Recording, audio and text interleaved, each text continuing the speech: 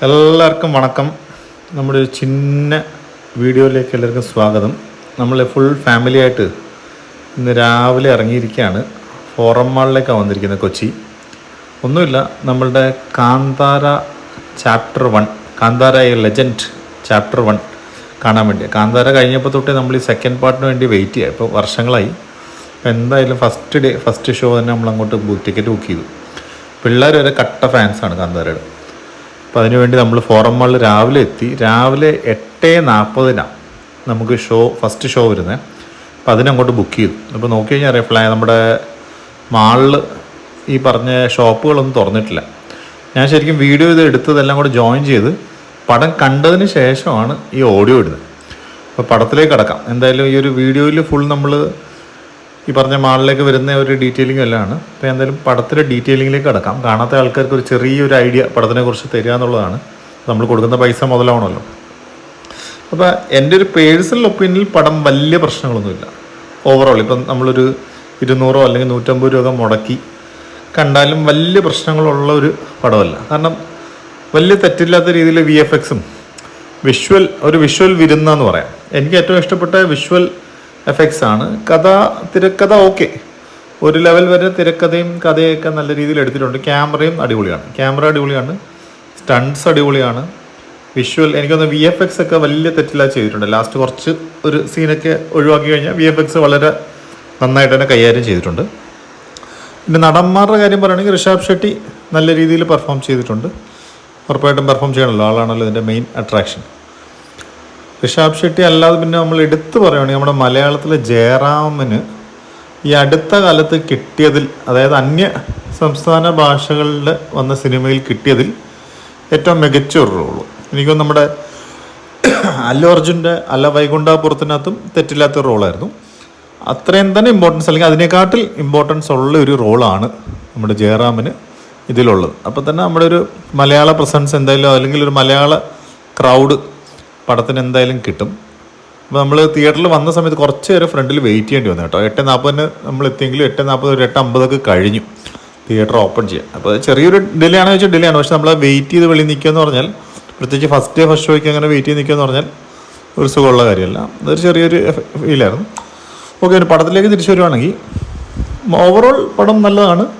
പിന്നെ ചില പോയിന്റ്സ് എപ്പോഴും ഉണ്ടാവുമല്ലോ, എല്ലാ സിനിമയിലും പെർഫെക്ഷൻ ഉണ്ടാവില്ല. അതൊക്കെ നമ്മൾ മാറ്റി വെക്കാന്നുണ്ടെങ്കിൽ ഓവറോൾ നല്ലൊരു സിനിമ, നല്ലൊരു തെറ്റില്ലാത്ത കഥ എന്ന് പറയാം. കഥ ഞാൻ പറഞ്ഞല്ലോ, നേരത്തെ പറഞ്ഞ തിരക്കഥ അത്ര സ്ട്രോങ് തിരക്കഥയൊന്നുമില്ല, എന്നാലും കുഴപ്പമില്ല, ആവറേജ് ഒരു തിരക്കഥയാണ്. അതിനെക്കാട്ടി ബെറ്റർ പിക്ചറൈസേഷനാണ്. സിനിമയുടെ ഓവറോൾ കൺസെപ്റ്റ് എനിക്ക് ഇഷ്ടപ്പെട്ടു മൊത്തത്തിൽ. അതായത് വലിയ പ്രശ്നങ്ങളൊന്നും ഇല്ലാതെ സ്മൂത്തായിട്ട്, ലാഗ് ഇല്ലയെന്ന് പറയാം. നമ്മുടെ ഫസ്റ്റ് വെച്ചൊക്കെ നോക്കുകയാണെങ്കിൽ ഫസ്റ്റിനകത്ത് ഉള്ളത് അത്രയും ലാഗില്ല.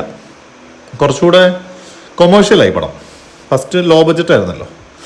ഇടയ്ക്ക് നമ്മുടെ അച്ഛൻ്റെ അമ്മയുടെയൊക്കെ ഒരു ഫോട്ടോ എടുത്തിട്ടുണ്ട്. ആ ഫോട്ടോ ഇപ്പോൾ കാണിച്ചുകൊണ്ടിരിക്കുന്നത് ഒരു നൈസ് ഫോട്ടോ എന്നുള്ള അഭിപ്രായങ്ങളൊക്കെ പറഞ്ഞുകൊണ്ടിരിക്കുന്നത്. അങ്ങനെ ഒരു തെറ്റില്ലാത്ത പടമായിരുന്നു. നല്ലൊരു ഹോളിഡേ എൻജോയ്മെൻ്റ് ആയിരുന്നു പടത്തിന്. പിന്നെ പ്രത്യേകിച്ച് ഫോക്കസ് മാളിൽ നല്ലൊരു ആംബിയൻസ് ആണ്. ഈ നമുക്ക് കിട്ടിയത് Audi 3 ആണ്. Audi 3യിൽ നല്ല സീറ്റിങ്. നമ്മൾ ബാക്കിയുള്ള സ്ക്രീൻസിലൊക്കെ ഇരുന്നിട്ടുണ്ടെങ്കിലും അവിടത്തെക്കാട്ടി കുറച്ചുകൂടി ഒരു പ്രീമിയം ഫീലാണ് സീറ്റിങ്ങും മൊത്തത്തിൽ തിയേറ്ററിൻ്റെ ആംബിയൻസ് എല്ലാം. പിന്നെ ഒരു ഇൻഫർമേഷൻ എന്താ കഴിഞ്ഞാൽ, PVRൽ നമ്മൾ പോകുന്ന സമയത്ത് കൂടുതൽ ആൾക്കാരും ഈ സ്നാക്സും പോപ്കോണൊക്കെ കൗണ്ടറിൽ പോയാൽ മേടിക്കാം. അപ്പോൾ അവരുടെ മൂവി ജോക്കി എന്ന് പറഞ്ഞൊരു പരിപാടിയുണ്ട്. അതിൻ്റെ ജസ്റ്റ് നിങ്ങൾ ഗൂഗിൾ ചെയ്താൽ കിട്ടും. മൂവി ജോക്കി വാട്സപ്പ് നമ്പറിന്ന്, അല്ലെങ്കിൽ MJ PVR വാട്സപ്പ് നമ്പറിന്ന് ഗൂഗിൾ ചെയ്താൽ കിട്ടും. ആ നമ്പറിലേക്ക് നിങ്ങൾ വാട്സപ്പ് ചെയ്യണമെങ്കിൽ കുറേ കോംബോ ഓഫേഴ്സ് ഉണ്ട്. അത് കൗണ്ടറിലും ഉണ്ടാവും. ഞാൻ കൗണ്ടറിൽ അങ്ങനെ കണ്ടിട്ടില്ല ആരും പറയുന്നത്. ആ കോംബോ ഓഫേഴ്സിൽ ചെറിയ റേറ്റിന് നമുക്ക് കോംബോ ആയിട്ട് പോപ്കോണും നാച്ചോ അല്ലെങ്കിൽ അങ്ങനത്തെ സ്നാക്സൊക്കെ, ഡ്രിങ്ക്സൊക്കെ വലിയ റേറ്റ് ഇല്ലാത്ത രീതിയിൽ നമുക്ക് ആവശ്യമുള്ളത്. പലരും പോപ്കോണൊക്കെ 600 രൂപ 700 രൂപ, അല്ലെങ്കിൽ ഡ്രിങ്ക്സും പോപ്കോണും കൂടെ 600 700 ആ റേഞ്ച് വരുന്നുണ്ടാവും. ഇതെനിക്കൊന്ന് എല്ലാം കൂടെ ഒരു 4 പേർക്ക് നൈസായിട്ട് കഴിക്കാം, അല്ലെങ്കിൽ 5 പേർക്ക് നൈസായിട്ട് കഴിക്കാനുള്ളൊരു കോംബോ നമുക്ക് 270 രൂപയ്ക്ക് എടുക്കാൻ പറ്റും കേട്ടോ. അങ്ങനൊരു പുതിയ കാര്യം കൂടെ നമുക്ക് ഈ ഒരു പോക്കിൽ പഠിക്കാൻ പറ്റും. അപ്പോൾ എന്തായാലും മൂവി നൈസാണ്. 1 ടൈം വാച്ചാണ്. സിമ്പിളായിട്ട് പറഞ്ഞാൽ 1 ടൈം വാച്ചാണ്. പിന്നെ ചിലർക്ക് ഇഷ്ടപ്പെടും കേട്ടോ. ചിലർക്ക് 1 ടൈം അല്ല 2 ടൈം 3 ടൈം വാച്ചൊക്കെ ഉണ്ട്. എന്തായാലും മിനിമം 1 ടൈം വാച്ചാണ് എൻ്റെ ഒരു ഐഡിയ. പിന്നെ എനിക്ക് പടം ഇഷ്ടപ്പെട്ടു. ഇനി ഒന്നുകൂടെ കാണുന്നുണ്ടോ എന്ന് വെച്ചാൽ ഒന്നുകൂടെ കാണാൻ താല്പര്യമില്ല. പക്ഷേ ഒരു വട്ടം കണ്ടതിൽ റിഗ്രറ്റ്സ് ഒന്നുമില്ല. കുഴപ്പമില്ലാത്തൊരു മൂവിയാണ്.